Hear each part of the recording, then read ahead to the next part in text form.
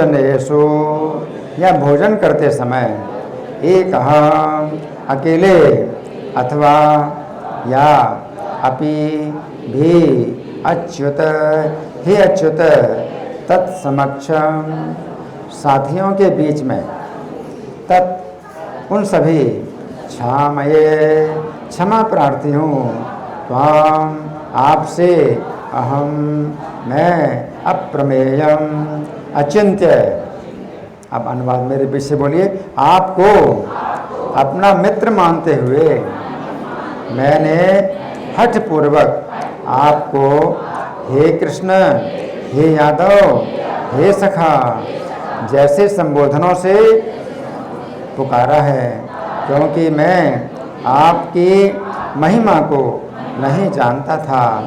मैंने मूर्खतावश या प्रेमवश जो कुछ भी किया है कृपया उसके लिए मुझे क्षमा कर दें। यही नहीं, मैंने कई बार आराम करते समय एक साथ लेटे हुए या साथ साथ खाते या बैठे हुए, कभी अकेले तो कभी अनेक मित्रों के समक्ष आपका अनादर किया है।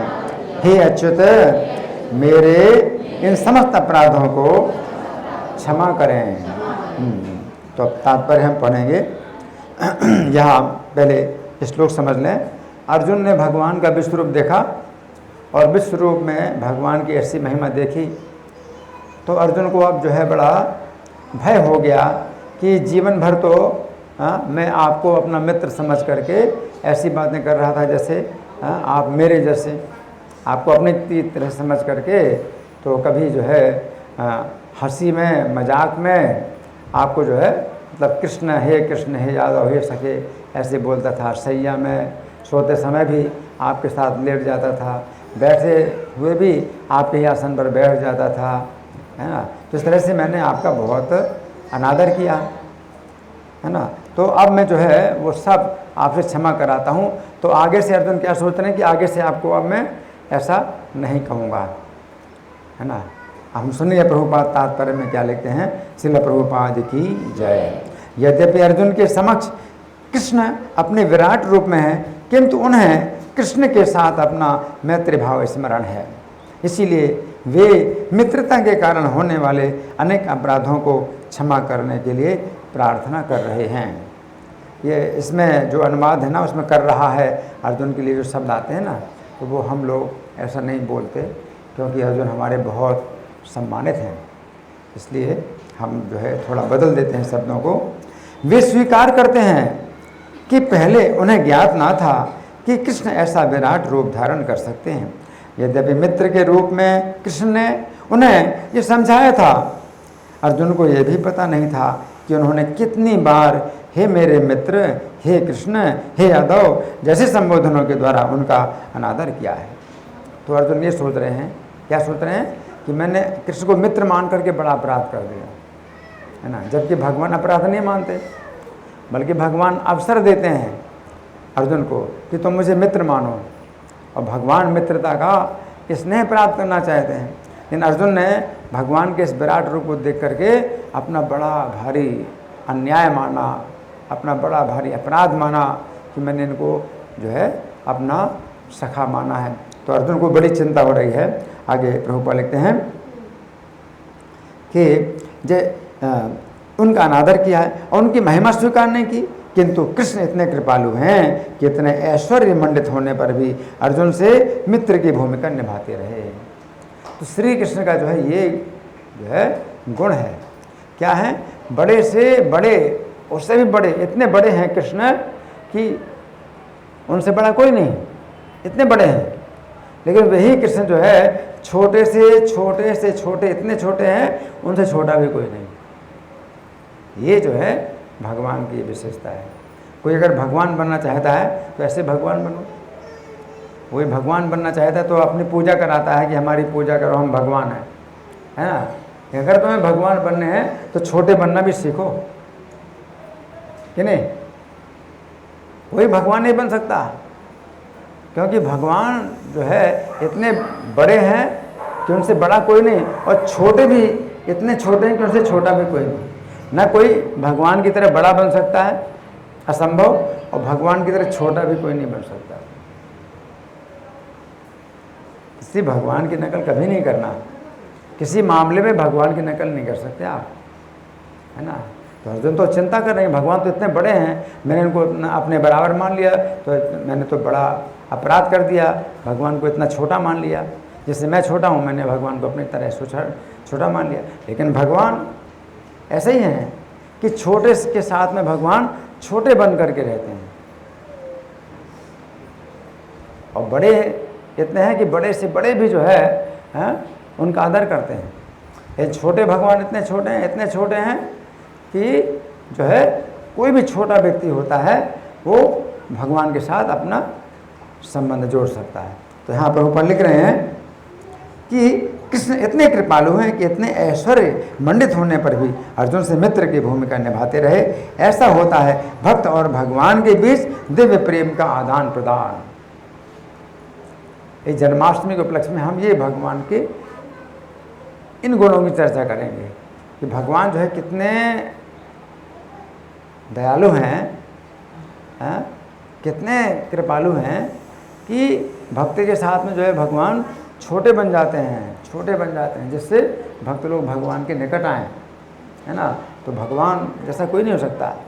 जैसे कि राजा साहब होते हैं या प्रधानमंत्री हैं, है ना, तो इतने छोटे ही नहीं बन सकते, आपकी तरह छोटे नहीं बन सकते कि आपके साथ में संबंध जुड़ें, है ना। तो उनके साथ में संबंध जो है बड़े बड़े लोग, जो नेता लोग हैं, वही उनके साथ संबंध जोड़ सकते हैं, सामान्य व्यक्ति उनके साथ संबंध नहीं जोड़ सकता। लेकिन भगवान का जो है जो गुण है ये कहीं भी जो है नहीं मिल सकता। तो यहाँ प्रभुपाद लिख रहे हैं कि जीव तथा कृष्ण का संबंध शाश्वत रूप से स्थिर है, इसे भुलाया नहीं जा सकता, जैसा कि हम अर्जुन के आचरण में देखते हैं। यद्यपि अर्जुन विराट रूप का ऐश्वर्य देख चुके हैं, किंतु वे कृष्ण के साथ अपनी मैत्री को भूल नहीं सकते। तो यहाँ प्रभुपाद का तात्पर्य समाप्त हो गया, है ना। तो अब हम जो है इसकी कुछ व्याख्या सुनेंगे।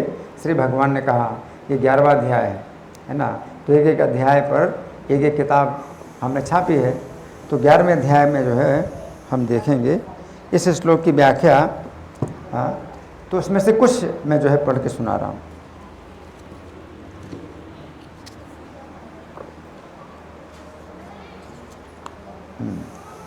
तो यहाँ पर अर्जुन कह रहे हैं कि मैंने आपको अपना सखा मान लिया था। क्या कह रहे हैं अर्जुन? हाँ, मैंने आपको अपना सखा मान लिया था। इस बात से अर्जुन बहुत शोक प्रकट कर रहे हैं कि उन्होंने श्री कृष्ण को अपना सखा माना था। अर्जुन ने श्री कृष्ण के विश्व रूप को देखकर निष्कर्ष निकाला है कि श्री कृष्ण के सामने अर्जुन की महिमा तो कुछ भी नहीं है। जिस प्रकार सूर्य के सामने जुगनू का क्या महत्व है। अर्जुन अब क्या सोच रहे हैं, मैंने इनको बहुत जो है अपमानित कर दिया अपना सखा मान करके। जुगनू कहाँ सूर्य, है ना। तो अर्जुन सोच रहे हैं उन्होंने श्री कृष्ण को अपना सखा मानकर श्री कृष्ण का बहुत बड़ा अपमान कर दिया है।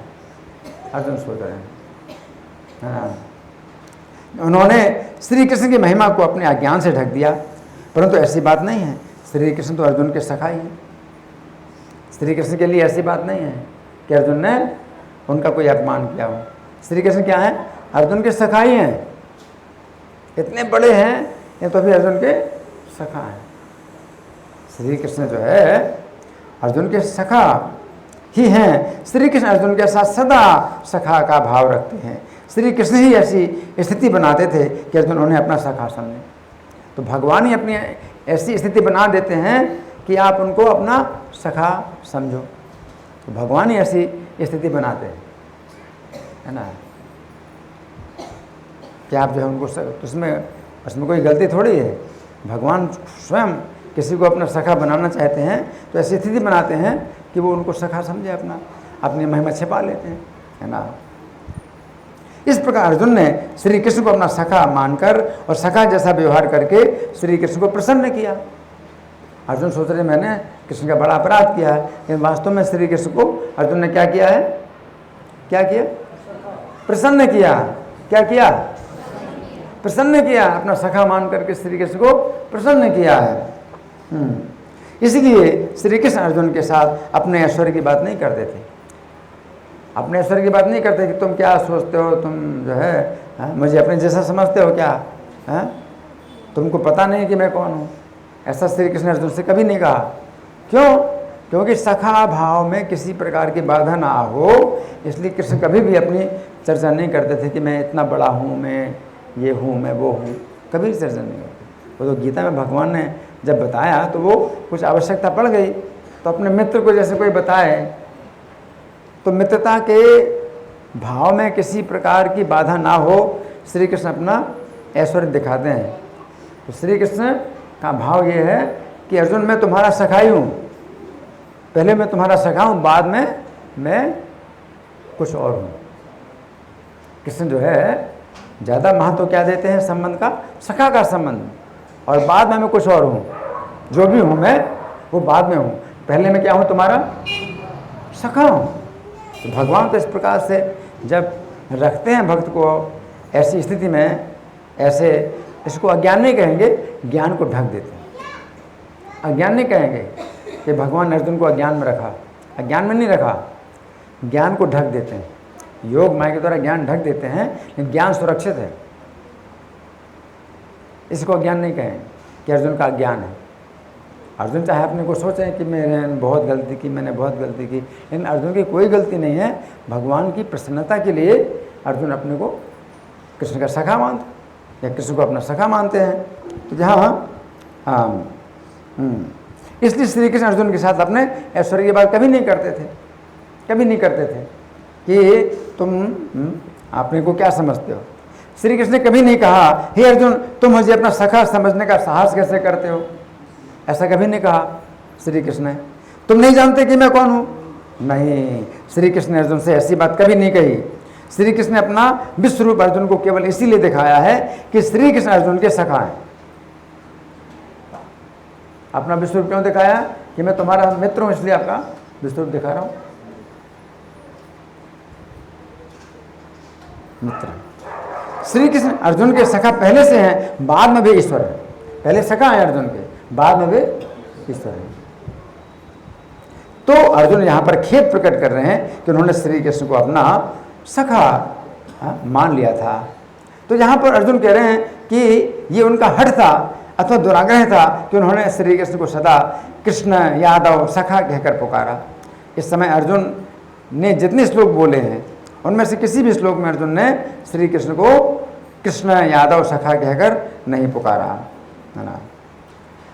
अब श्लोक संख्या 41 की अंतिम दो पंक्तियों के शब्द हैं अजानता महिमानम तब इदम, अर्थात मैं आपकी महिमा को मूर्खता के कारण अथवा प्रेम के कारण नहीं जान सका, है ना। तो यहाँ पर अर्जुन कह रहे हैं कि वे श्री कृष्ण की महिमा को नहीं जान सके, क्योंकि या तो वे श्री कृष्ण के प्रेम में डूबे थे अथवा पागलपन में डूबे थे। अर्जुन ऐसा कह रहे हैं, है ना। परंतु वास्तव में उनके अंदर दोनों बातें थी। क्या था? प्रेम भी था और पागलपन भी था, है ना। ये दोनों बातें वास्तव में एक ही हैं। प्रेम और पागलपन एक ही होता है। श्री कृष्ण के प्रेम में व्यक्ति पागल हो जाता है ना। श्री कृष्ण के प्रेम में व्यक्ति पागल हो जाता है और व्यक्ति श्री कृष्ण की महिमा को नहीं जान पाता है। वास्तव में तो श्री कृष्ण ही अपनी योग माया से अपने प्रेमी भक्त के उस ज्ञान को ढक देते हैं। श्री कृष्ण चाहते हैं, सखा का प्रेम चाहते हैं, है ना, तो योग माया से ज्ञान को ढक देते हैं ताकि वो भक्त उनको अपना सखा माने, और व्यक्ति श्री कृष्ण की महिमा को नहीं जान पाता है। जिस ज्ञान से वो श्री कृष्ण की महिमा को जानता है उस ज्ञान को ढक देते हैं, क्योंकि श्री कृष्ण अपने भक्त का वो स्नेह प्राप्त करना चाहते हैं जो भक्त के अंदर होता है।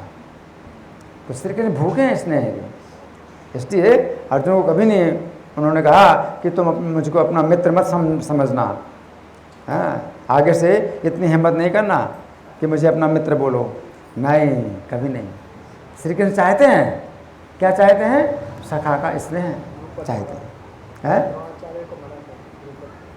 श्री कृष्ण ने अपनी योग माया से अर्जुन का ज्ञान ढक दिया था ताकि अर्जुन श्री कृष्ण से मित्रता का संबंध जोड़ सकें और श्री कृष्ण को अर्जुन के द्वारा मित्र का प्रेम प्राप्त हो सके। अब फिर अर्जुन क्या कह रहे हैं, यच्चा अभास अर्थम, हाँ, अर्थात मैंने हंसी के लिए आपका अपमान किया है। किस प्रकार से? विहार के समय, शैया के समय, आसन के समय, भोजन के समय। तो 4 प्रकार से मैंने आपका अपमान किया है। अर्जुन कह रहे हैं, भगवान ने मान रहे हैं कि मेरा अपमान किया, लेकिन अर्जुन कह रहे हैं कि मैंने आपका 4 प्रकार से अपमान किया है। तो पहला क्या है? विहार के समय आपकी हंसी की मैंने। तो जहाँ पर अर्जुन कह रहे हैं कि हे देव, मैंने विहार अथवा खेल कूद के समय आपके साथ हंसी की है। तो क्या किया? जिस समय मैं आपसे अखाड़े में कुश्ती लड़ता था, अर्जुन कह रहे हैं जिस समय मैं अखाड़े में आपसे कुश्ती लड़ता था, उस समय आपको चुनौती देता था और आपको धमकी देता था कि मैं आपको पराजित करूंगा अर्जुन, और मैं आपके अंतःपुर में आकर निस्संग होकर खेलने लगता था। आपके अंतःपुर में आकर के, अंतःपुर में कौन जा सकता है भगवान के, मैं तो आकर के खेलने लगता था। हे देव, इस प्रकार के अपराध मेरे द्वारा हुए हैं। फिर सैया के समय, सैया के समय क्या किया मैंने? अर्जुन कह रहे हैं, हे देव, मैंने आपकी सैया के स्थान पर भी आपके साथ हंसी की। मैं आकर आपकी सैया पर लेट जाता था, मैं आपकी सैया में आकर लेट जाता था। एक साथ सोते समय कभी मेरा हाथ और कभी मेरा पैर भी आपके शरीर पर लग जाता था। एक साथ लेटेंगे तो लगेगा ही, लग जाता था। कभी आप सो जाते थे तो मैं कहता था, तुम इतने फैल कर सो गए मैं बोलता था, तुम इतने फैल कर सो गए हैं? क्या कोई दूसरा नहीं सोएगा? तुम अकेले ही हो क्या? इस प्रकार के अपराध मेरे द्वारा हुए हैं।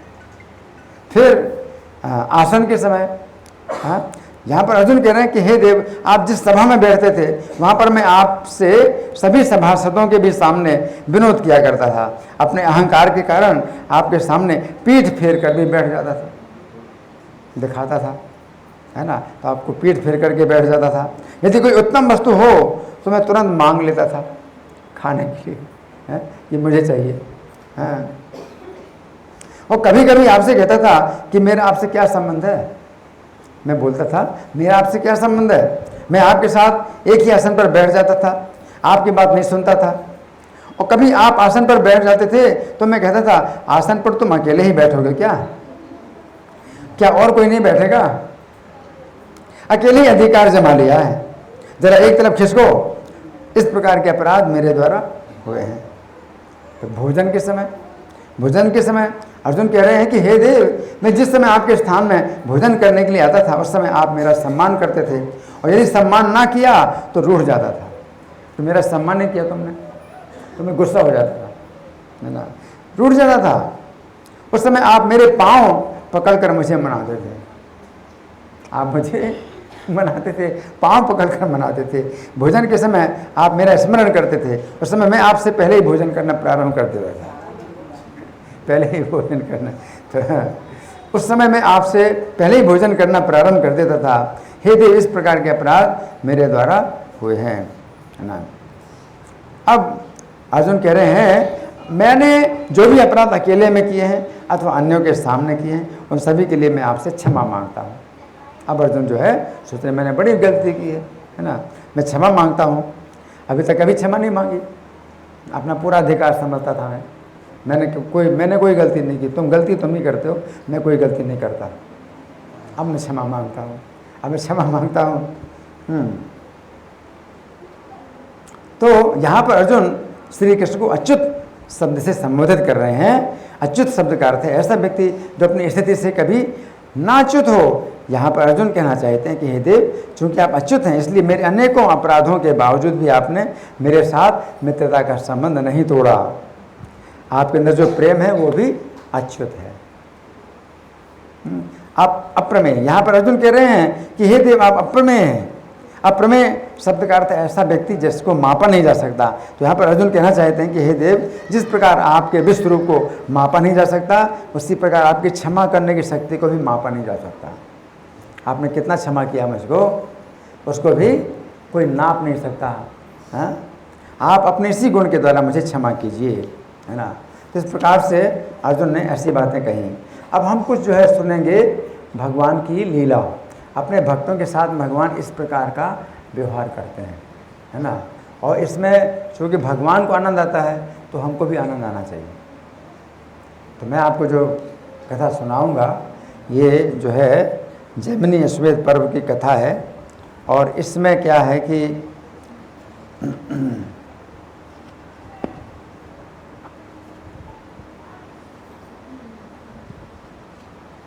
जिस समय महाभारत का युद्ध समाप्त हो गया, क्या महाभारत का युद्ध समाप्त हो गया है ना, तो युधिष्ठिर महाराज विचार कर रहे हैं कि हमसे बड़ी हत्या हुई है, बड़ी हत्या हुई है, अपने कुटुंबी की हत्या हुई है और हमें इसका मार्जन करना है, तो अश्वमेध यज्ञ करना है। तो बड़ी चिंता कर रहे हैं युधिष्ठिर महाराज। हालांकि चिंता करने की बात नहीं है, भगवान साथ में थे तो कहाँ उनसे कोई पाप हुआ। युधिष्ठिर महाराज से कोई पाप नहीं हुआ। अर्जुन भी चिंता कर रहे थे गीता में कि हमसे बहुत अपराध हो रहा है, तो भगवान ने गीता के द्वारा अर्जुन का तो वो सब अज्ञान दूर कर दिया।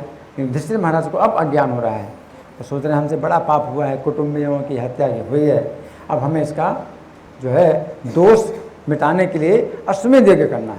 अश्वमेध यज्ञ कौन कर सकता है?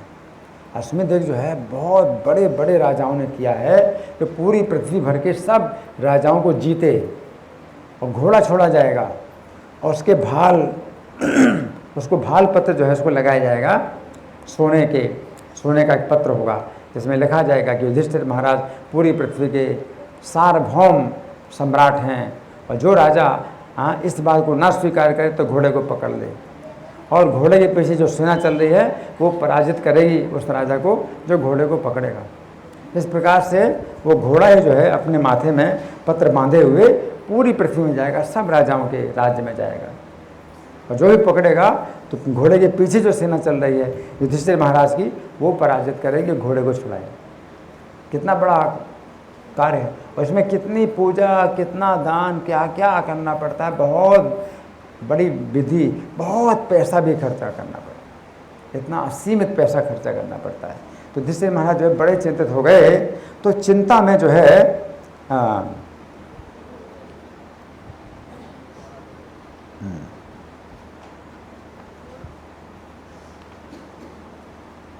हाँ चिंता में अब जो है वो कृष्ण को याद कर रहे हैं। कृष्ण नहीं है, कृष्ण चले गए युद्ध में, युधिष्ठिर को जो है राज्य दे करके चले गए, द्वारका चले गए, और कृष्ण नहीं है और युधिष्ठिर को बड़ी चिंता हो रही है। तो युधिष्ठिर जो है बोले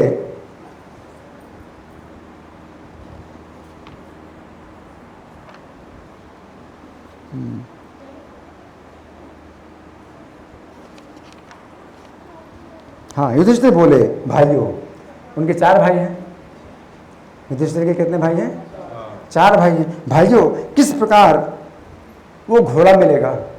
वो घोड़ा कैसे मिलेगा? वो विशेष घोड़ा होता है, कोई और सामान्य घोड़ा नहीं उसमें होता है। विशेष घोड़ा कैसे मिलेगा और यज्ञ कार्य का संपन्न कैसे हो सकता है? इस सभी आपत्तियों में श्री कृष्ण ही सदा हम लोगों की रक्षा करते आए हैं, किंतु इस समय वे हमसे दूर हैं, अब हमारा हित कौन करेगा? इससे बहुत चिंता कर रहे हैं। हाय गोविंद, क्या बोले? हाय गोविंद, इस हिंसा के समुद्र में जो है मेरे कोई नौका नहीं है, मैं डूब गया हूँ। यदि आप मेरे रक्षक नहीं होंगे तो मैं किस प्रकार यज्ञ पूरा करूँगा? जिस प्रकार आपने लज्जा के सागर में डूबती द्रौपदी को मारा था, उसी प्रकार मेरा भी संकट से उद्धार कीजिए। युधिष्ठिर जो है उसी भाव में कृष्ण को पुकार रहे हैं जिस भाव में द्रौपदी ने पुकारा था। बहुत भारी जो है उनको चिंता हो गई है ना। यथा लज्जा नवे मग्ना द्रौपदी तारिता त्वयं तथा तारे मामस्मात् ब्रजनान मधुसूदन। श्री कृष्ण गोविंद, आइए आइए दया सागर दामोदर, यदि आप हमारे रक्षक नहीं होंगे तो यज्ञ भ्रष्ट हो जाएगा। हे कृष्ण गोविंद दामोदर दयार्णव, तुम चेत्राता न चास्माकं तर्हि स विधिश्च्युतः। इतनी बात कहकर युधिष्ठिर श्री कृष्ण की कथाओं के साथ जो ही गोविंद का चिंतन करने लगे, तो वहीं पे सर्वव्यापी लक्ष्मीपति भगवान श्री कृष्ण स्वयं ही राजद्वार पर आ पहुँचे। ये सर्वव्यापी हैं तो उनको चलना नहीं पड़ता, वो प्रकट हो गए। लेकिन कहाँ प्रकट हुए?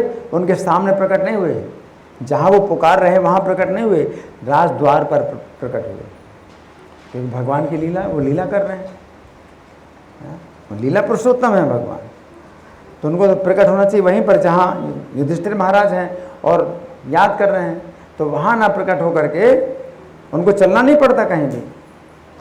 तो द्वारका से वो जो है प्रकट हो गए यहाँ पर, लेकिन महल के द्वार पर प्रकट हुए।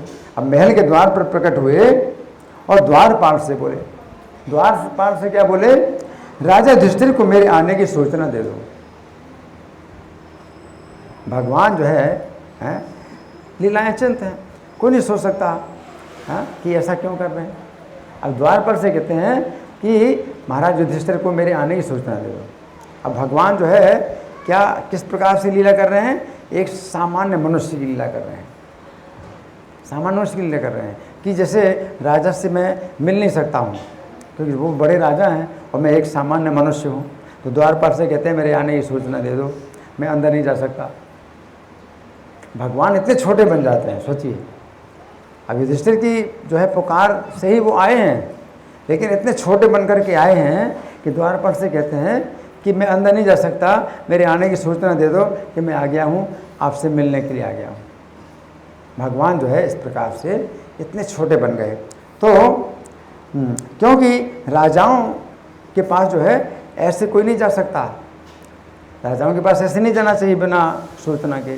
जब वो समय देंगे तब मैं जाऊंगा। तो कृष्ण क्या मतलब क्या है कि मैं तब तक यहाँ खड़ा रहूँगा दरवाजे में जब तक वो ना बुलाएं। जब वो समय देंगे 1 घंटा 2 घंटा तो मैं यहाँ खड़ा रहूँगा, और जब वो बुलाएंगे तब मैं आऊँगा, क्योंकि यही विधि है कि सामान्य व्यक्ति जो है राजा के पास ऐसे नहीं जा सकता कि अपनी मर्जी से घुस जाए। द्वारपाल से कहते हैं भगवान, है ना, कैसी लीला कर रहे हैं भगवान, है ना।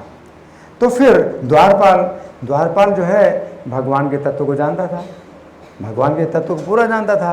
तो द्वारपाल बोला, गोविंद युधिष्ठिर के पास आपके लिए सदा समय है, महाराज युधिष्ठिर के पास आपके लिए सदा समय है।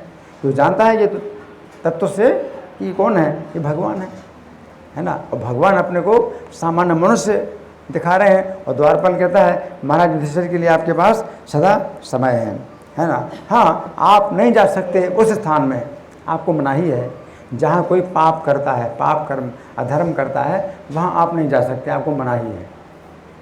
तो वो भी उसी प्रकार से बात कर रहे हैं। भगवान जैसे कह रहे हैं कि मैं नहीं जा सकता, तो भगवान कहाँ नहीं जा सकते, हर जगह जा सकते हैं। लेकिन जब भगवान कहते हैं कि मैं नहीं जा सकता, तो वो भी उसी प्रकार की बात बना रहा है, आप वहाँ नहीं जा सकते। कहाँ, जहाँ लोग पाप में लगे हुए हैं।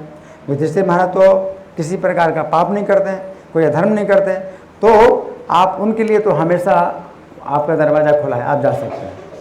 तो उसने इस प्रकार से उसने भी बात बताई कि भगवान की तरह कि जैसे भगवान अपने को कहते हैं, तो भगवान को कहता है उनके लिए तो जो है हमेशा उनका दरवाज़ा खुला हुआ है आपके लिए। तो फिर द्वारपाल क्या बोला, द्वारपाल क्या बोला कि आप महाराज से मिलिए, उनका मनोरथ पूरा कीजिए। इस समय भी अर्जुन को आगे करके भीमसेन के साथ बैठे हुए आपका ही ध्यान कर रहे हैं। अब द्वारपाल को कैसे पता चल गया, द्वारपाल को भी जो है भगवान ने इतनी शक्ति दी कि वो जान गया। वो क्या कहता है भगवान से कि युधिष्ठिर आपका ही ध्यान कर रहे हैं, आप जाइए उनसे मिलिए। तो भगवान क्या कहते हैं, भगवान कहते हैं कि द्वारपाल तुम्हारा कल्याण हो तो मेरी आज्ञा से राजा के पास जाओ। अब तो द्वारपाल ने इस प्रकार से कहा कि आप जाइए, तो भगवान कहते हैं तो मेरी आज्ञा से जाओ, मेरी आज्ञा से जाओ युधिष्ठिर के पास, है ना। तो अब जब भगवान आज्ञा दे रहे हैं तो द्वारपाल कहता है अगर आप आज्ञा देंगे तो मैं जाऊंगा ही। तो द्वारपाल जो है तुरंत युधिष्ठिर के पास पहुंचा और श्री कृष्ण के आगमन की सूचना देता हुआ बोला, महाराज श्री कृष्ण राज द्वार पर आए हुए हैं और भीतर प्रवेश करना चाहते हैं। अब ऐसा कहा, भीतर प्रवेश करना चाहते हैं। तो द्वारपाल का कथन सुनकर युधिष्ठिर शीघ्रतापूर्वक अपने आसन से उठ खड़े हुए और भीमसेन से कहा, भीमसेन द्वारपाल कहना है कि राज द्वार पर श्री कृष्ण पधारे हुए हैं। इस आधी रात के समय उनका आगमन हुआ है। आधी रात का समय, आधी रात के समय जो है वो चिंता कर रहे थे कि कैसे यज्ञ होगा और कृष्ण को बुला रहे थे और आधी रात में ही भगवान आ गए, है ना। तो मेरा प्रिय करने के लिए, अश्वमेध यज्ञ को निष्पन्न करने के लिए आए हुए हैं। तो जहाँ मेरे प्यारे श्री कृष्ण हैं वहीं पर मैं चल रहा हूँ, तुम मेरे साथ आओ। अब इधर से थोड़ी द्वारपाल को कहेंगे उनको बुला दो, नहीं, वो खुद ही लेने जाएंगे। तो भीमसेन जी कहते चलो मेरे साथ में। युधिष्ठिर भाइयों से जो ही श्री कृष्ण के पास पहुँचे तो ही हरि ने उन्हें सिर झुकाकर नमस्कार किया। भगवान कैसे छोटे उन्हें युधिष्ठिर महाराज के सामने सिर झुका के नमस्कार कर रहे हैं। सिर झुका के नमस्कार किया और युधिष्ठिर ने श्री कृष्ण को अपने दोनों हाथों से उठाकर उनका मस्तक छूंगा, सिर पर आंसू गिराते हुए छाती से लगाकर खड़े हो गए।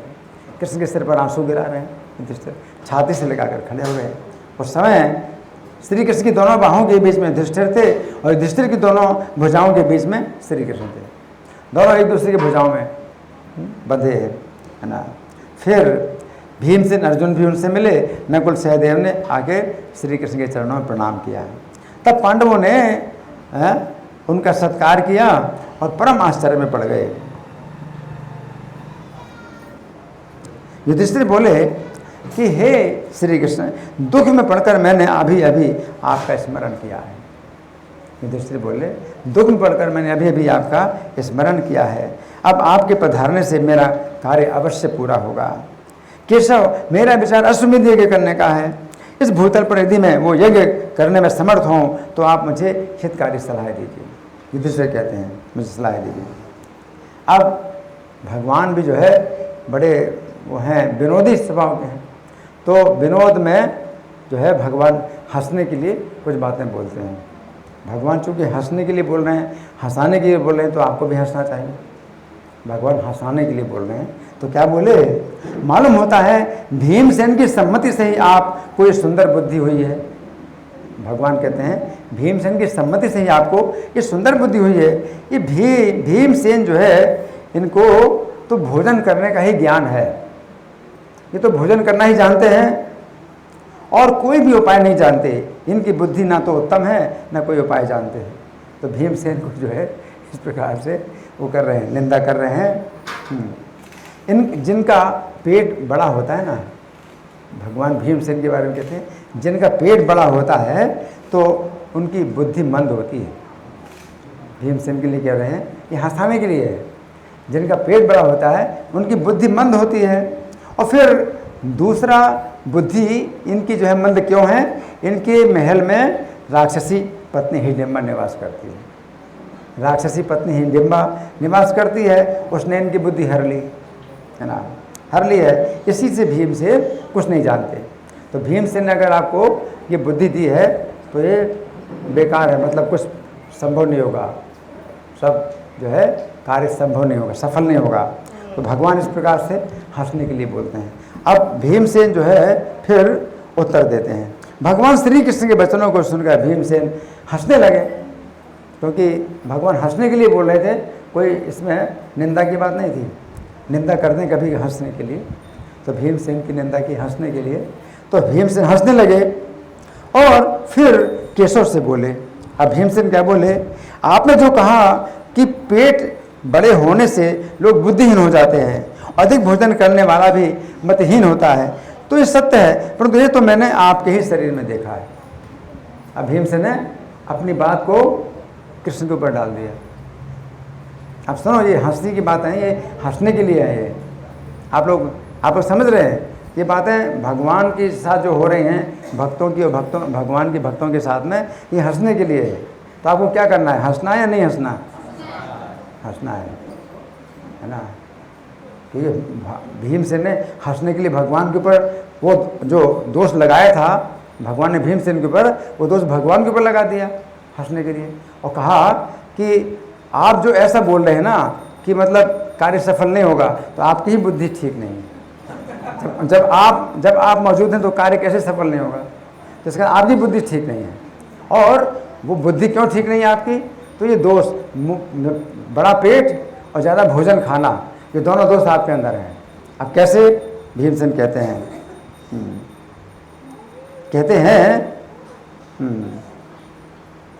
जब ये समस्त चर आचार विश्व आपके उदर में ही निवास करता है, तो इससे बड़ा पेट किसका हो सकता है? संपूर्ण विश्व, चर अचर मिलाकर के संपूर्ण विश्व आपके पेट में ही अगर निवास करता है ना, तो आपसे ज़्यादा बड़ा पेट वाला कौन है? ठीक है ना। भीमसेन ने ये दोष जो है भगवान के ऊपर डाल दिया, है ना। तो भगवान प्रसन्न हो रहे हैं ना, भगवान प्रसन्न हो रहे हैं, है ना। तो ये भी भगवान का गुणगान इस प्रकार से भी होता है, दोष के रूप में, भगवान की निंदा के रूप में भी भगवान का इस प्रकार गुणगान होता है ना। तो क्या कहा कि आपसे बड़ा पेट वाला कौन हो सकता है? आपके पेट में ही संपूर्ण विश्व निवास करता है ना। तो आपसे बड़ा पेट वाला कौन है? और आपसे बढ़कर अधिक भोजन करने वाला भी कौन है? ब्रह्मा जैसे देवता, सारी नदियाँ, समुद्र और पृथ्वी, दिशाएं सब आपके पेट में चली जाती हैं प्रलय के समय। इससे ज़्यादा भोजन कौन करने का? प्रलय काल में आप सब कुछ जो है उदरस्त कर लेते हैं, सब कुछ है। तो आपसे ज़्यादा बड़ा पेट वाला ना कोई हुआ ना होगा ही। फिर आप जो है मेरे ऊपर जो है जो दोष डाल रहे हैं, तो आपको लज्जा का अनुभव क्यों नहीं होता है? आप झूठे मुझे बदनाम कर रहे हैं। तो भीमसेन ने कहा मुझे बदनाम कर रहे हो जबकि आप ही ऐसे हो। तो भीमसेन ने इस प्रकार भगवान से कहा। तो ये बातें जो है भगवान की क्या है, आनंद देने के लिए और आनंद लेने के लिए हो। तो भक्त लोग जो है इन बातों में क्या करते हैं? तो शांति रमयंती चा, तो शांति चा रमंती चा, संतुष्ट होते हैं, आनंदित होते हैं, आनंद की बातें हैं, है ना। तो भीमसेन ने भगवान के ऊपर दोष लगाया, है ना। और आपके अलावा कौन ऐसा पुरुष होगा जो रुक्मिणी जैसी पत्नी को पाकर के रीछ की कन्या को अपनी भार्या बनाएगा? उन्होंने कहा राक्षस कन्या को अपनी पत्नी बनाया। भीमसेन के ऊपर दोष डाला कि आपने राक्षसी को अपनी पत्नी बनाया। तो भीमसेन ने भगवान पर दोष डाला कि रुक्मिणी जैसी सुंदर पत्नी को पाकर के भी आपने क्या किया है? रीछ की कन्या को अपनी पत्नी बनाया। तो भगवान के ऊपर दोष डाला। ऐसा तो केशव ही कर सकते हैं। और फिर ये भी कहा कि जिनका शरीर जो है बेडौल होता है, बेडौल मतलब टेढ़ा मेढ़ा शरीर होता है, तो उनकी बुद्धि काम नहीं करती। तो भीमसेन के ऊपर वो दोष डाला था। तो भीमसेन ने भगवान के ऊपर दोष डाला कि आपके शरीर बहुत से टेढ़े मेढ़े हैं। कैसे है? आप शूकर का शरीर भी धारण करते हो। सब टेढ़े मेढ़े तो हैं। मनुष्य का शरीर होता है सही, बाकी सब शरीर तो टेढ़े मेढ़े है। तो शूकर का रूप भी आपको, शूकर का शरीर आपको पसंद है, मछली का शरीर आपको पसंद है, कच्छप के शरीर में भी आप हैं, कच्छप का शरीर भी धारण करते हो। सब टेढ़े मेढ़े शरीर तो आप धारण करते हो। तो मुझे क्यों बदनाम कर रहे हैं?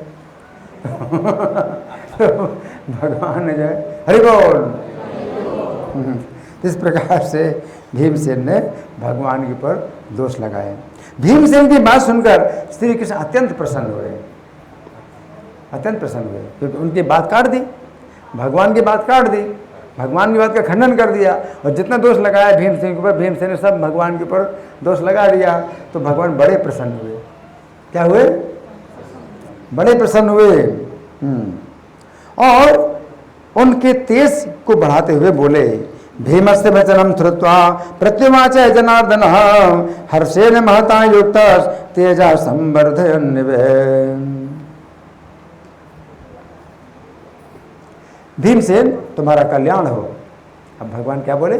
भीमसेन तुम्हारा कल्याण हो, तुम धन्य हो, आओ मेरे गले से लग जाओ। भीमसेन की बात कितने खुश हुए, क्या कहते हैं? आओ मेरे गले से लग जाओ वीर, तुम्हारे इस वचन से मेरा चित्त प्रसन्न हो गया है। हरि बोल। भगवान को प्रसन्न करने के लिए आपको भी ऐसा जो है सोचना चाहिए कि क्या बात बोलूं भगवान को प्रसन्न करने के लिए। धन्यों से भी मैं भद्रम ते दीयताम परिरंभणम तद्वाक्ये नामुना वीर संतुष्टम मम मानसम।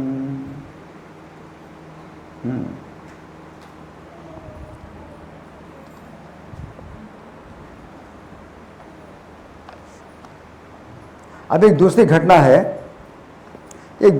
है, जब अश्वमेध यज्ञ की तैयारी हो गई और श्री कृष्ण अभी द्वारका चले गए हैं। अब भीमसेन आए उनको बुलाने के लिए कि हस्तिनापुर में आप चलिए और सब द्वारका वासियों को लेकर के, अपनी पत्नियों को लेकर के, सबको साथ में लेकर के चलिए, है ना। तो उस समय जो है भीमसेन आए, है ना। तो भीमसेन जब आए तो भगवान पहले से भोजन कर रहे हैं अपने अंतःपुर में, और सत्यभामा है वहाँ पर, उनकी पत्नी, है ना। तो सत्यभामा जो है अब कृष्ण से परिहास करती हैं, ये भी कृष्ण का जो है दोष बताती हैं, लेकिन कृष्ण को प्रसन्न करने के लिए। सत्यभामा क्या कहती हैं? श्री कृष्ण, इस समय आपने ग्वालेपन का परित्याग करके मट्ठा और जल पीना छोड़कर अच्छी तरह भोजन करना सीख लिया है। पहले आप सीखे नहीं थे अच्छी तरह भोजन करना, ग्वाले थे आप, तो मट्ठा पीते थे और पानी पीते थे। अब आपने सीख लिया है अच्छी तरह भोजन करना। पहले तो आप थोड़ा नम्र होकर के औंटा हुआ दूध पीकर वन में गायों के पीछे दौड़ते फिरते थे, इतना ही अपनी हैसियत समझते थे, हैं, कि थोड़ा औंटा हुआ दूध पी लिया तो गायों के पीछे दौड़ते फिरते थे। आपकी इतनी ही हैसियत थी, सत्यभामा कहती है, हैं। और यमुना तट पर खड़े होकर ग्वालों का अन्न छीना करते थे, अपने सखाओं का अन्न छीना करते थे, छीन के खाया करते थे। आपका यही, इतना ही आपका जो है गुण था, इतना ही आप जानते थे, इससे ज़्यादा आपको पता नहीं था। इस समय आप युधिष्ठिर की संगति से इन सब बातों का आप ज्ञान हो गया है। युधिष्ठिर महाराज की संगति से अब आप जो है सीधे राजाओं की तरह बैठे ठाट बाट के साथ में खा रहे हो। तो ये सत्यभामा भगवान को हंसाने के लिए इस प्रकार से बोली। सत्यभामा की बात सुनकर श्री हरि का मुख हर्ष से उत्फुल्ल हो उठा, और जो ही इस देवी से कुछ कहें तो ही भीमसेन आ गए। अब भीमसेन आ गए कहाँ से? हस्तिनापुर से। कहाँ पर आए? द्वारका में आ गए, पैदल आए हैं, हस्तिनापुर से द्वारका पैदल आए हैं, है ना। और भीमसेन जैसे आए, आप सोचो कितने भूखे होंगे वो। और भीमसेन जैसे आए हैं, उन्हें आते हुए देख करके भगवान ने सिरंधी से कहकर भीमसेन को वहाँ आने से मना कर दिया। सिरंधी को कहा कि बाहर बैठो, भीमसेन को भी चढ़ाने के लिए और हंसाने के लिए बाहर बैठो, मतलब मेरे भोजन में बाधा न डालो। तो भीमसेन को जो है चढ़ाने के लिए सिरंधी से कहला दिया कि और इसलिए किया कि देखें रोके जाने पर भीमसेन क्या कहते हैं। अब वो गुस्सा होंगे, भीमसेन को गुस्सा आएगा, तो देखना चाहते हैं ना, भीमसेन को गुस्सा करना चाहते हैं। तो भगवान जो है ये अपने भक्तों को गुस्सा करके आनंद ले लेते हैं। तो देखें क्या कहते हैं, क्योंकि श्री हरि के मन में भीमसेन की व्यंग्यपूर्ण बात सुनने के लिए बड़ी उत्सुकता रहती है कि भीमसेन जो है कुछ बोलेंगे ना तो उनको आनंद आएगा। इसलिए भोजन के समय भीमसेन को बाहर बैठो, अभी डिस्टर्ब नहीं करना, मैं खा रहा हूँ। तो भीमसेन की बातें सुनना चाहते हैं। तो भोजन के समय भगवान जो है भीमसेन की बातें सुनना चाहते हैं। कौतुके भीम वचन श्रवणे सर्वदा हरि।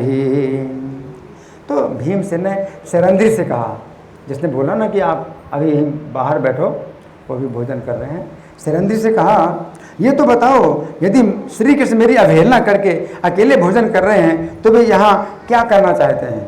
भीमसेन ने कहा, हाँ, वे श्री हरि स्त्रियों के साथ ही भोजन करते हैं क्या? स्त्रियों के साथ भोजन करते हैं, वहाँ पर देव की माता भी है और उनकी पत्नियाँ भी हैं, उन्हीं के साथ भोजन करते हैं क्या? किम वा स्त्री भी सह वयम भोजनम कुरुते हरि। भीमसेन ऐसा कह रहे थे कि भगवान श्री कृष्ण ने कौतुक के लिए फेनिकाओं को चबाना आरंभ किया, चर जोर जोर से चबा रहे हैं, मतलब भीमसेन को चढ़ाने के लिए अपना खा रहे हैं। तो फेनिका को चबाना, फेनिका जानते क्या होता है? कुछ होता सूखा जो कि चबाने से खूब आवाज़ होती है। तो फेनिकाओं को चबाना आरंभ किया, जिसके दबने से जोर जोर की आवाज़ होने लगी। भीमसेन को वो आवाज़ सुना रहे हैं कि मैं खा रहा हूँ जोर। और श्री कृष्ण फिर पापड़ चबाने लगे। अब पापड़ में भी होता है आवाज़, चर की आवाज़ होती है, तो उससे और भी जोर से शब्द होने लगा। उसके बाद कढ़ी पीने लगे, तो घोटने में गले में घट घट शब्द होने लगा, कढ़ी पीने लगे। उसमें भीमसेन को चढ़ाने के लिए उन्होंने जो है जब ऐसे शब्द करे तो भीमसेन शब्द को सुनकर हंसते हुए कहने लगे। अब भीमसेन भी हंस रहे हैं कि भगवान मुझको चढ़ा रहे हैं ना, तो भीमसेन को भी आनंद आ रहा है। तो हंस करके भीमसेन बोले, अरे जो पहले मट्ठा पीने के अभ्यासी थे, पहले क्या करते हैं, पहले मट्ठा ही पीते थे, पहले मट्ठा पीने के अभ्यासी थे, इस समय औटा हुआ दूध कैसे पी रहे हैं। अब भीमसेन है ना, तो इस तरह से तो जब श्री कृष्ण इनकी बात अनुसुनी कर दी, तब भीमसेन बोले, फिर बोले, क्या तुम्हारे गले में बड़ा अटक गया है। भीमसेन आप बोले, क्या तुम्हारे गले में बड़ा अटक गया है, क्या मैं आकर गदा से मसल दूं बड़े को। मैं आकर के गदा से मसल दूं। नहीं नहीं, प्रलय काल में जिनके गले में बड़े बड़े पर्वत भी निगल जाते हैं, चले जाते हैं, अटकते नहीं हैं। प्रलय काल में बड़े बड़े पर्वत भी नहीं अटकते हैं। फिर बेचारे बड़े की क्या गिनती है, बड़ा तो छोटा ही है, जब बड़े बड़े पर्वत जो है गले के अंदर चले जाते हैं। परंतु उस प्राचीन अभ्यास के कारण कभी अपने कुटुंबियों को ही नहीं खा जाना। अपनी पत्नियों को भी खा जाओगे, अपनी माता को खा जाओ, तो अभ्यास है तुम्हारा खाने का, तो कभी अपने कुटुंबियों को नहीं निकल जाना। कहीं दूर देश से आए हुए मुझ भीम को ही ना खा जाओ, मुझको ही नहीं खा जाना। भीम से बोले, मुझे ही ना खा जाना, और नहीं तो तुम्हारे पेट में पहुँच करके मैं सुखदायक नहीं होऊंगा, मैं नीचे की तरफ नहीं जाऊंगा, ऊपर की ओर चलता हूँ, और ऐसी दशा में तुम्हारे सिर के ऊपर जाऊंगा। तुम्हारे अब मुझे निकल जाओगे तो मैं सिर के ऊपर जाऊंगा, सिर में जाऊंगा, और चल अचर संपूर्ण विश्व को नीचे देखूंगा, आपके पेट के अंदर अचर विश्व को देखूंगा। उस समय लोग तुम्हारी निंदा करते हुए कहेंगे, और समय लोग तुम्हारी निंदा करते हुए कहेंगे कि महाराज युधिष्ठिर की आज्ञा से भीमसेन बहुत बड़ी आशा लेकर अकेले आए थे और श्री कृष्ण उनको खा लिया। इस तरह से भीमसेन के बिना माता कुंती क्या करेंगी, इसलिए मेरे साथ साथ तुम उन्हें भी खा करके तृप्त हो जाना। तो कुंती माता को भी खा लेना ना। भीमसेन की बात सुनकर भगवान श्री कृष्ण के मन में बड़ा विस्मय हुआ। मुस्कुराते हुए भीमसेन से बोले, वो सुनना चाहते थे ना सब बातें। तो भीमसेन तुम्हारा स्वागत है, युधिष्ठिर महाराज कुशल पूर्वक है ना, आओ तुम मेरे साथ बैठकर भोजन करो। अब बुला रहे हैं, आओ मेरे साथ बैठकर भोजन करो। पहले तुम खाकर भली भांति तृप्त हो लिए, भीमसेन कहते हैं। तो किसे कहते हैं, भीमसेन अब तुम मेरे परोसे पदार्थों को भोजन करो, अब मैं तुमको परोसूंगा। मैंने खा लिया, अब तुम आओ, मैं तुमको परोसूंगा। तुम मेरे परोसे हुए पदार्थों को भोजन करो। मुझे अर्जुन के बिना कुछ भी अच्छा नहीं लगता। मेरे लिए उन अर्जुन से बढ़कर स्त्री, पुत्र, मित्र, बांधव अथवा अन्य कोई भी प्रिय नहीं है। इतनी बात कहकर श्री कृष्ण ने भीमसेन का दाहिना हाथ पकड़कर बैठा लिया, उन्हें भोजन कराकर उनके साथ भी वे आसन से उठ पड़े। फिर आचमन के बाद भगवान ने चिकने चावल, इलायची के दाने, दिव्य चंदन, कपूर, मुख को सुगंधित करने वाले पदार्थों से युक्त जो है वस्तुएं भीमसेन को दी। तो ये जो है ये सब कथाएं जो है भगवान जो करते हैं, ऐसी लीलाएं भगवान जो करते हैं, इन लीलाओं को सुन करके कोई भी व्यक्ति जो है क्या होगा, पवित्र होता है, भगवान की लीलाओं से पवित्र होता है ना, और भगवान की संगति जो है पाना चाहता है। भगवान इसीलिए आते हैं संसार में। भगवान के अवतार के कई कारण हैं, एक अवतार ऐसा भी है ना, कि श्रवण स्मरणार हानि करे शनिति की चन, कि भगवान जो है जब आते हैं तो अपने धाम की जो है वो लीलाएं भी दिखाते हैं। अपने भक्तों के साथ कितने भगवान जो है मतलब हिले मिले रहते हैं, इतने घुल मिल जाते हैं कि भक्त जो है अपने सम्मानों को सोचते हैं। तो इसमें कोई भक्तों का दोष थोड़ी है, भगवान ही चाहते हैं कि भक्त लोग जो है मुझे चढ़ाएं, मेरी निंदा करें और मेरे साथ में हास परिहास करें। तो भगवान जो इस प्रकार से करते हैं। तो आज का जो विषय था वो यही था कि भगवान चूँकि अवतार आने वाला है, उनका जन्माष्टमी आने वाला है, तो भगवान का जन्म जो है वो इसीलिए होता है भक्तों के साथ विशेष रूप से लीलाएं करने के लिए। बाकी परित्राणाय साधु नाम वो तो फिर सेकेंडरी कार्य है, मतलब दूसरा कार्य है। मुख्य कार्य ये है भक्तों के साथ में आनंद, है ना। तो भक्तों को आनंद देने के लिए आते हैं। बाकी दूसरा जो कार्य है वो फिर सेकेंडरी है। परित्राणाय साधु नाम विनाशाय चतुष्कृताम धर्म संस्थापनार्थाय संभवामि युगे, है ना। किस तरह से हमने कुछ चर्चा की आप लोगों के साथ में। तो ये सब जो है हंसी विनोद भगवान का है ना। और भगवान का जो हंसी विनोद है इसमें हमारे लिए भी क्या है, हंसी और विनोद होता है ना। मद्भक्ता नाम विनोदार्थम करोमि विविधा क्रिया। अपने भक्तों के मनोविनोद के लिए मैं अनेक प्रकार की क्रियाएं करता हूँ, है ना। तो ये आज का जो है हमारा विषय है, ठीक है। तो अभी हमारे पास कुछ समय है, आप लोगों के साथ में कुछ मंथन, कोई चर्चा, कोई प्रश्न, और नहीं तो फिर ये प्रद्युम्न प्रिया प्रभु है, कुछ आपको सूचना देंगे, ठीक है। तो आप लोगों की ओर से कोई है या मैं प्रश्न करूं? मैं प्रश्न करूं, ठीक है, मैं प्रश्न करूं? हाँ जी, आपका प्रश्न।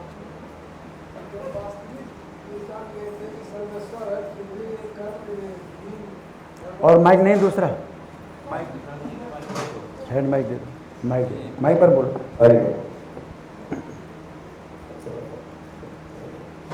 भीम ने जान लिए थे कि ये सर्वेश्वर है, ईश्वर है, फिर उनके साथ इतने तरह की बात बोले, इसमें कोई उनका अपराध तो नहीं? हाँ क्योंकि भगवान चाहते हैं और भीमसेन चाहते हैं कि भगवान सुनना चाहते हैं, है ना। तो भगवान जो है अपनी निंदा सुनना चाहते हैं ना। तो प्रेम में जो है ये निंदा भी जो होती है तो वो भी जो है क्या है, ये भगवान को आनंद प्रदान करती है। प्रेम में जो है जो भक्त लोग हैं भगवान की निंदा करते हैं, भगवान को डांटते हैं, है ना, या माता सीता बांधती है ना। तो भगवान को ये जो है वेदों की स्तुति से ज़्यादा आनंद आता है। वेदों की स्तुति तो है वो कि आप महान हैं, सर्वेश्वर हैं, ये स्तुति है वेदों की। उसमें भगवान को इतना आनंद नहीं आता जितना भक्तों के द्वारा जब वो जो है डांट खाते हैं, है ना, निंदा पाते हैं, तो वो आनंद आता है। तो ये प्रेम में जो है सब कुछ है, क्या है, स्वीकार है। प्रेम में सब कुछ स्वीकार है। और प्रेम नहीं है तो फिर आपको जो है सम्मान करना पड़ेगा, आप उनका सम्मान करिए, ठीक है ना। तो ये जो है मतलब सामान्य व्यक्तियों के लिए जब प्रेम नहीं है, हम लोग भगवान से दूर हो गए और भगवान के प्रति अपनी दुर्भावना है, इस कारण से हम दूर आए। अब हमें जो है चाहिए कि अपने इसके लिए हम पश्चाताप करें कि हमने आपको जो है छोड़ा, अब इस संसार में हम कष्ट भोग रहे हैं, अब हमें आप क्षमा करो, अपनाओ, है ना। तो वो अब हमारा ये कार्य है। लेकिन जो भगवान के भक्त होते हैं वो इतने मतलब उनके अंदर कोई अब जो है इच्छा ही नहीं, इंद्रिय तृप्ति की कोई इच्छा नहीं, भोगों की कोई इच्छा नहीं। भगवान से ही जो है केवल उनका क्या है, अनुराग है, आसक्ति है, ठीक है ना जी। जब अर्जुन ने जब तक गुरु नहीं माना तब तक तो सामान्य प्रेम करता था, लेकिन जब गुरु मान लिया कि आप मेरे गुरु हो, मुझे आदेश दो या आज्ञा दो, तो गुरु और सखा में फिर क्या अंतर हो गया? वहाँ बहुत सीरियस हो गया, वो प्रणाम करने लगा। तो दोनों में क्या भेद हो जाता है? हाँ देखिए, अर्जुन जो है भगवान के सखा है, ठीक है ना। और तब तक भगवान अर्जुन को उपदेश नहीं देते हैं जब तक कि वो जो है शरण नहीं लेते। तो अर्जुन को लगा कि अगर मैं इनको अपना सखा मानूंगा तो मुझे जो है मेरा जो संदेह है वो दूर नहीं होगा। और अर्जुन के संशय और बढ़ते जा रहे हैं। अर्जुन खुद ही कृष्ण को उपदेश दे रहे हैं कि हमें युद्ध नहीं करना चाहिए, और युद्ध ना करने के पक्ष में बहुत सी बातें बताते हैं। श्री कृष्ण सुनते जा रहे हैं और अर्जुन जो है फिर अपने ही जो है बातों में और उलझते जा रहे हैं, उनको सही दिशा नहीं मिल रही। तो फिर बाद में जब अर्जुन ने कहा कि कार्पण्य दोषो स्वभाव पृच्छा में तो आम धर्म सम्मूढ़ चेता, मैं धर्म के विषय में बिल्कुल सम्मोहित हूँ। यश्रेयास्यान निश्चितम रोहितम शिष्यस्ते हम साधिमाम त्वाम प्रपन्नम। अब मैं आपका शिष्य हूँ, अब मैं आपकी शरण में हूँ, अब मुझे आप शिक्षा दीजिए। तो भगवान इतने जो है छोटे हैं भक्तों के साथ में कि उनको अगर मित्र बनाओ तो वो मित्र बनने के तैयार हैं, अपना शिष्य बनाओ तो शिष्य बनने के तैयार हैं, गुरु बनाओ तो गुरु बनने के लिए तैयार हैं। मतलब इतना भगवान का मतलब ये है कि वो सब कुछ बनने के लिए तैयार है। तो अर्जुन ने अपना मित्र माना तो बता रहे हैं अर्जुन को, अर्जुन बता रहे हैं भगवान को, भगवान सुनते जा रहे हैं। लेकिन जब उनको लगा कि मुझे जो है अब इन्हीं को गुरु बनाना पड़ेगा, नहीं तो मेरी समस्या सुलझेगी नहीं, और मैं अपने ही उपदेश में और उलझता जा रहा हूँ। तो अब कहा कि अब मैं आपकी शरण में हूँ, आप मुझे शिक्षा दीजिए। तो शिक्षा देने के लिए गुरु का जैसा कार्य होता है तो एकदम गुरु बन गए। अशोच्यानम शोचस्तुम प्रज्ञा, तुम तो अपने को बुद्धिमान समझते तो नंबर 1 के मूर्ख हो। तो गुरु इसी प्रकार से शिष्य को बोलता है। तो भगवान जो है वो नंबर 1 के मूर्ख बता रहे हैं। इसके बाद फिर और उपदेश दिया, और उपदेश दिया, है ना। और उसी में जो है फिर अर्जुन ने कहा कि अब मैं आपका जो है ऐश्वर्य रूप देखना चाहता हूँ, है ना। दृष्टो में छा में ते रूपम ऐश्वरम पुरुषोत्तम, आपका ईश्वर का रूप देखना, ईश्वरी रूप देखना चाहता हूँ। तो भगवान ने कहा ठीक है, ईश्वर रूप देख। तो वो तो मित्र ही हैं, अर्जुन के मित्र ही हैं। और मित्र इस प्रकार के मित्र हैं कि जब चाहो तो उनको अपना शिष्य बना लो, जब चाहो तो उनको गुरु बना लो और मित्र तो हैं ही हैं। तो वो शिष्य बनने के लिए तैयार हैं, गुरु बनने के लिए तैयार हैं, सब कुछ है उनके साथ। खाते हैं, बैठते हैं, सोते हैं, सब कुछ उनके साथ करते हैं। भगवान जो है सब कुछ करने के तैयार है ना। और जैसे आवश्यकता हो वैसा आप करो उनको, है ना। तो ये भगवान का ऐसा गुण है। ठीक है, हरे कृष्ण हरे कृष्ण जी। प्रभु जी, जैसे कोई विद्यार्थी होता है और वो मतलब प्रतियोगी परीक्षा की तैयारी कर रहा होता है, तो उसको मतलब एक स्वार्थ रहता ही है कि मेरी एक अच्छी सरकारी नौकरी लग जाए। नहीं, अभी आवाज़ साफ नहीं आ रही। हाँ, माइक को थोड़ा दूर करो। जैसे एक प्रतियोगिता परीक्षा की तैयारी करने वाला एक छात्र है, नहीं, थोड़ा दूर करो। हाँ, बिना माइक के बोलो। जैसे एक प्रतियोगिता परीक्षा की तैयारी करने वाला एक विद्यार्थी होता है, हाँ, तो उसमें एक इच्छा या स्वार्थ मान लो कि रहता ही है कि मुझे एक अच्छी सरकारी नौकरी या एक अच्छी नौकरी मिल जाए। हाँ, तो जैसे हम भक्ति में जुड़े तो मतलब एक स्वार्थ ही है कि भगवान हमें सभी बातों से मुक्त कर देंगे। हाँ, तो इस स्वार्थ को प्रेम में मेरी तो हाँ, ठीक, अच्छा प्रश्न इनका प्रश्न ये है कि आप जैसे आप पढ़ाई कर रहे हैं, तो पढ़ाई क्यों कर रहे हैं? पढ़ाई कर रहे हैं कि आपको अच्छी नौकरी मिले, इसलिए तो आप पढ़ाई कर रहे हैं। अब आप भक्ति कर रहे हैं तो भक्ति में तो यह है कि भी भगवान से कुछ मांगना नहीं चाहिए। तो फिर आप इसको प्रेम में कैसे बदलें कि हम ना मांगें? देखिए, इसमें क्या है कि भक्ति बड़ी व्यवहारिक है। भगवान की जो भक्ति है वो बड़ी व्यवहारिक है। बड़ी व्यवहारिक है का मतलब यह है कि आपके हृदय में जो है आप भगवान के सामने खोलो। जैसे अर्जुन को लगा कि हम बहुत पाप कर रहे हैं, अर्जुन को लगा हम बहुत पाप कर रहे हैं, तो भगवान के सामने दिल खोल रहे हैं कि मेरी युद्ध करने की इच्छा नहीं हो रही, मैं युद्ध नहीं करूँगा, मैं बहुत बड़ा पाप लग रहा है, मुझे बहुत बड़ा पाप लग रहा है। तो भगवान को अपना दिल खोल रहे हैं, और जो दिल खोल रहे हैं तो भगवद गीता का पहला अध्याय वो भी एक योग है। इससे भी भगवान का योग प्राप्त होता है। भगवान से आप निकट आते हैं कि आप चाहे जो भी हो, सही गलत जो कुछ भी आपके मन में है, आप भगवान को बता रहे हैं। अगर आपकी मान लो कोई इच्छा भी है, कामना भी है, तो भगवान से मांगो। नहीं तो भगवान के सामने तो आप जो है कहोगे कि मुझे कुछ नहीं चाहिए, कुछ नहीं चाहिए, फिर दुनिया के सामने नाक रगड़ोगे कि मुझे ये दो। तो उससे अच्छा है कि भगवान से मांगो। सही गलत जो भी हो, अकामा सर्व कामो वहाँ मोक्ष काम दारथी। चाहे कोई कामना ना हो, चाहे सब प्रकार की कामनाएं हो। तीव्रेण भक्ति योगे न यजित पुरुषम, हजारों प्रकार की कामनाएं। 4 प्रकार के भक्त भी बताएंगे। 4 प्रकार के भक्त बताए हैं भगवान ने। तो कोई भी कारण हो, आप कृष्ण की भक्ति करो, तीव्र भक्ति करो। तीव्रेण भक्ति योगे निजेत पुरुषम पर। उससे क्या होगा? आपका ज्ञान दूर होगा। आप कोई गलत चीज़ भी मांग रहे हैं भगवान से, तो भगवान देने वाले नहीं हैं।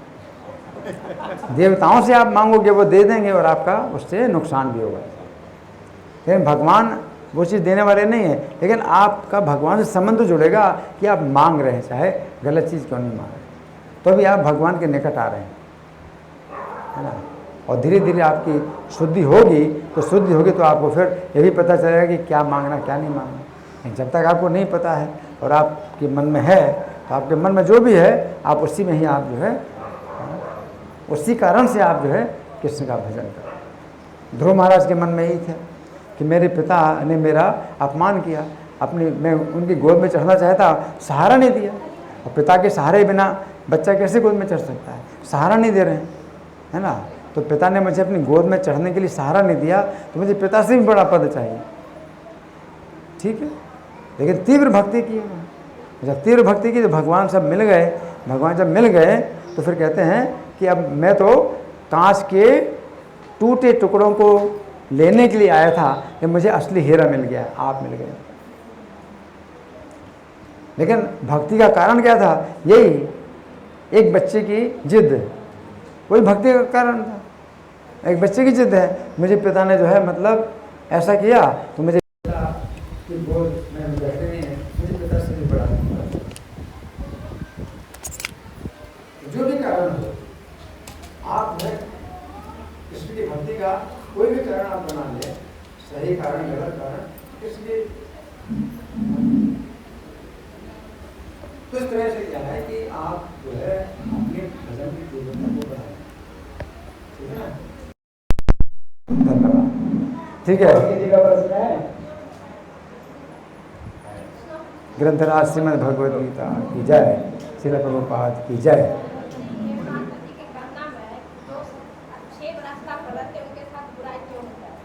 इनका माता जी का प्रश्न है कि जो अच्छा काम कर रहे हैं उनसे बुराई क्यों? देखिए, आप अच्छा काम कर रहे हैं, मान लो आप अच्छा काम कर रहे हैं, लेकिन आपके पिछले जन्म के जो है कोई कर्म है आपको तो पता नहीं। आज की शिक्षा बहुत गलत है। आज की शिक्षा में पिछला जन्म नहीं माना जाता, ना अगला जन्म। इसलिए लोग जो है पागल हो जाते हैं इस कारण से कि भाई मैं कुछ गलत नहीं कर रहा हूँ, मेरे साथ गलत क्यों हो रहा है। लोग पागल हो जाते हैं, आत्महत्या करते हैं, और मानसिक तनाव, डिप्रेशन, ये सब क्यों हो रहा है? इसी कारण से। पिछला जन्म भी था, और कितने जन्म थे, कितने जन्मों के जो है पाप हैं जो आप अभी आपके मिल रहे हैं, तो आपको पता नहीं। और फिर भगवान की कृपा से वो कम हुआ, नहीं तो और ज़्यादा मिलना था। तो इससे भक्तों को कितना बल मिलता है, कितनी शांति मिलती है, कितना चैन मिलता है कि मेरे पाप तो और ज़्यादा थे, ये तो कम मिल रहा है। और अगर कुछ लग रहा है कि कम नहीं मिल रहा, बहुत ज़्यादा मुझे कष्ट मिल रहा है, तो भगवान को पुकारो, वो तो सब जगह हैं, वो रक्षा करेंगे। गजेंद्र की रक्षा की थी, है ना, द्रौपदी की रक्षा की थी, वही भगवान तो हैं अभी भी और हर जगह हैं। ठीक है, अरे